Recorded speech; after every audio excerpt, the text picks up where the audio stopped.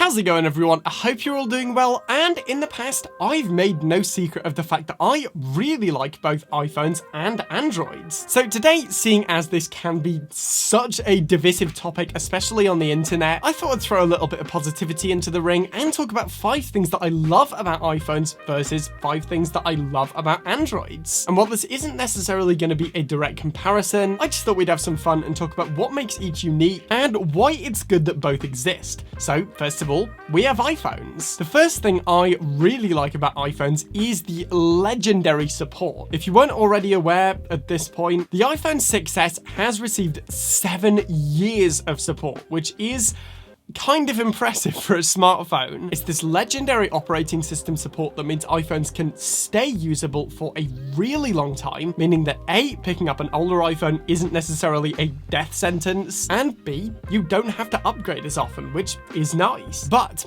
on the iPhone side of things, the support extends past the operating system and into cosmetic support with things like cases and skins. It's generally pretty damn easy to find a massive array of both cases and skins for pretty much any supported iPhone, and while this might not be the case for things like the iPhone 4S, generally you can find a lot of really good quality third-party cases made specifically for iPhones, which is something that I like. Up next, we have the ecosystem. Now, I'm sure some of you saw this coming, but the ability for me to drop a document from my phone to my iPad and then from my iPad to my computer here is something that I find myself using all the time. For example, whenever I do a phone review and I take a load of photos with an iPhone, I select the all photos data on AirDrop so I can get the best quality, then I simply AirDrop them to my computer so I can just drag them into my editing program. The screen's gone off, great.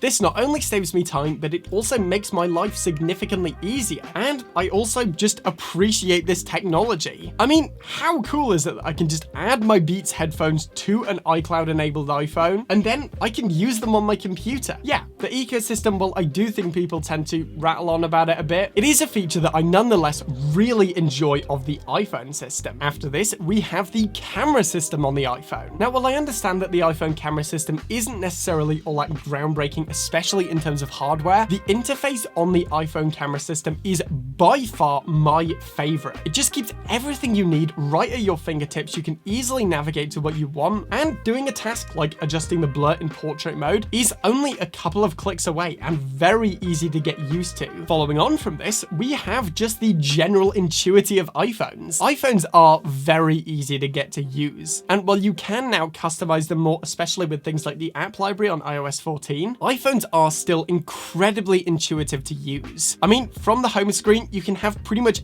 everything you need at your fingertips, and this is taken even further with stuff like haptic or 3D touch. You can do a hard or long press to get certain app features. Honestly, this is something that I personally believe is unrivaled on the iPhone side of things, and a feature that, in my experience, just makes using your phone all that much more fun. And finally, for the iPhone side of things, we have the design. I'm sure a ton of you saw this coming, but iPhones are gorgeous. It just seems to be something that Apple seem to get right. The blend of glass, high quality steel or aluminium, all of this leads to a sleek design that fits well in your hand, and while they may not be the most durable, there's no denying it. iPhones look gorgeous, and I do think that's an important part of tech. So yeah, I am a huge fan of the iPhone system, but I also really like the Android system, and we're going to talk about that now. So the first thing that I really like about the Android side of things is the variety. You can get Android phones that cost $50, or you can get ones that cost $2,000. You can get ones with 6 cameras, you can get ones with no cameras at all.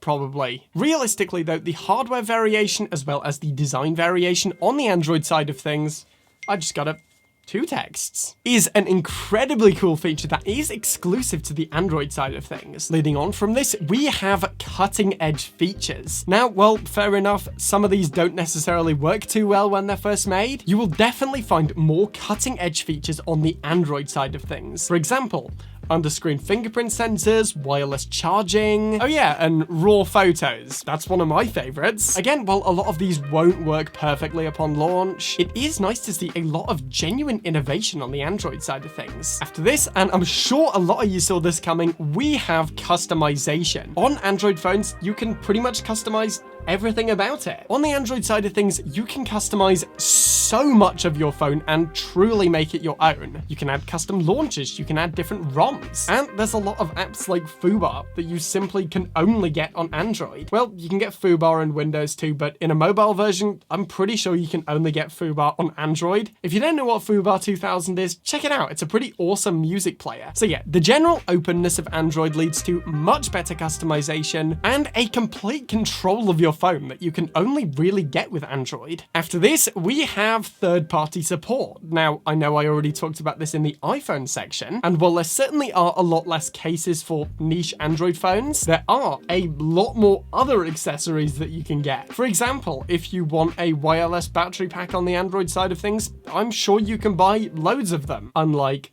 another product. Is that battery pack really as bad as everyone says it is? I haven't tried it yet. I don't think I will. If you have one, please let me know. Are they as bad as everyone says, or is it a pretty neat little accessory? But yeah, there are so many really cool accessories on the Android side of things that you can only really get for the Android side of things. Again, because of that customization. The openness of the Android system allows people to be more innovative and develop a ton of really cool external hardware for the Android side of things. And finally, again, I'm sure a lot of you saw this coming, but the performance per cost on the Android side of things makes a lot of Android phones, like the Google Pixel 4a I just took a look at, incredible value for the money. Don't get me wrong, I'm not saying iPhones are bad value for money, especially if you buy them used. I just think that due to the variety, due to the openness, you can get some really great value Android phones that perform incredibly well for very little money. I mean, if you just want performance, then what's really to stop you from just scrapping everything else and only buying a phone dedicated to performance? Or say you want a crazy camera system, then you can find a phone with a crazy camera system. The ability to choose a phone based exactly around what you want is a really cool feature of Android, and one that I thoroughly enjoy. Alright guys, so that's it for today. I hope you've enjoyed this one. Let me know, by the way, what's something that you really like about iPhone or Android? Feel free to let me know in the comments. I always enjoy reading those. If you want to help support the show, then please do check out the Patreon. You can get bonus videos, awesome wallpapers, and much more. As for now though, as always, thank you for watching. Remember to like the video if you want to see more content like this, then smash that subscribe button. I'm done for now, and I will see you guys in the next one.